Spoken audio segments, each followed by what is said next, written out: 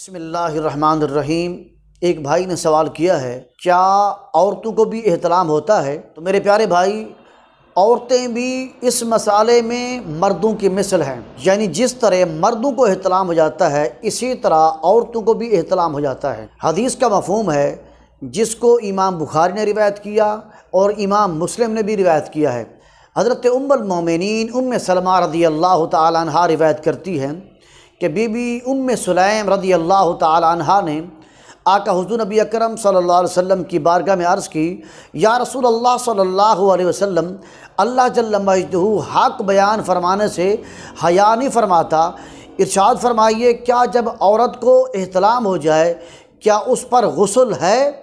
आका हुज़ूर नबी अकरम सल्लल्लाहु अलैहि वसल्लम ने शाह फरमाया, हाँ, जब औरत पानी को देखे यानी मनी को देखे तो उस औरत पर गुस्ल करना लाजिम हो जाता है। तो हज़रत उम्मे सलमा रज़ी अल्लाह तआला अन्हा ने अपने चेहरे को ढाँप लिया और ताज्जुब से अर्ज़ किया, या रसूल अल्लाह सल्लल्लाहु अलैहि वसल्लम, क्या औरतों को भी एहतराम होता है?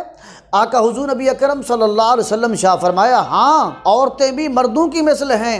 इस हदीस से मालूम हो गया कि आका हुज़ूर नबी अकरम सल्लल्लाहु अलैहि वसल्लम की अज़वाज मुतहरात शैतान की मुदाखलत से महफूज थीं।